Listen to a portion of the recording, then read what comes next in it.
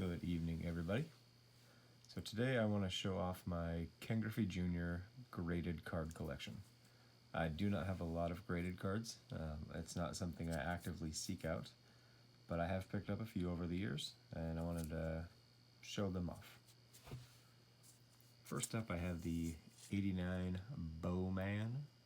The reason I picked up the Bowman in graded form is because these ones just don't fit very well in top loaders. So I picked that one up in graded form. As you can tell, it's a 9. I do not seek out high graded cards. I envy the people who do, but not my thing. I'm not willing to spend the premium. And that is very much evidenced by my PSA 7 Fleer Glossy Griffey Jr. rookie. The reason I picked this one up is it was at auction, and I was able to pick it up cheaper than I could the raw copy. And then I have the Topps Traded, one of the more iconic early Griffey cards, probably the second most iconic of his rookie cards. And again, PSA 9, I just don't feel the need to seek out a 10. And his most iconic early card, at least, and arguably still his most iconic card, period. It's one of the cards that changed collecting. This completely changed the game as far as how companies went about their business and how collectors went about their business. It's a card I actively sought back in 1989 when I was an 8-year-old kid searching for the Mariners' hot new prospect. And then I've got the 92 Elite, one of his more iconic early releases, early chase cards at least, limited to a minuscule print run of 10,000. Yes, a very small print run, obviously, but it is a little harder than the print run would suggest to find, just because they printed about 97 million cases of Donruss that year. And then I start getting into some of the more impressive cards in my collection. Got the 93 Finest Refractor. As you can see, mine is a little off center, and the reason I went for that is it was a lot cheaper than a centered version. And it's still a fantastic card, and it still shines even though it's a little off center.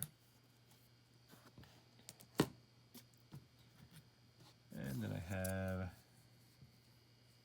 the holy grail of my collection, the 94 Upper Deck dual autograph Griffey Jr. and Mickey Mantle card. And again, I picked this one up in graded form.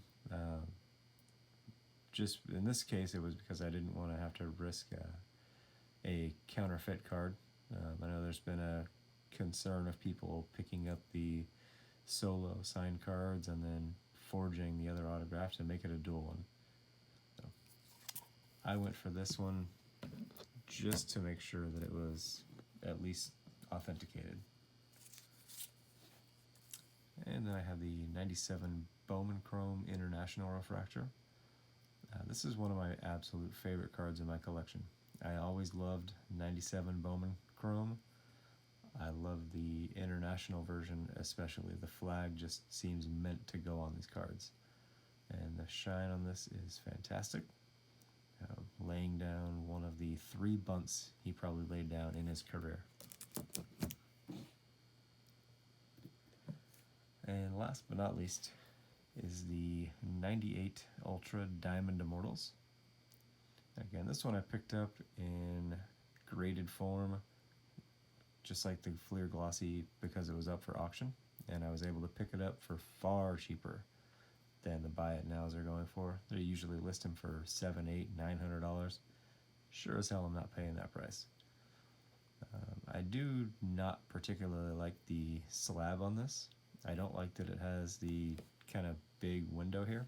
You can kind of see, compare it to another card, it's just kind of floating there. And even though it is die cut, the card itself is the same dimensions as any other card. So I don't see why it wouldn't have fit in a slab like this. But anyway, that is my graded card collection. And video number 1 in probably many showing off my Griffey Jr. collection. Thank you for watching.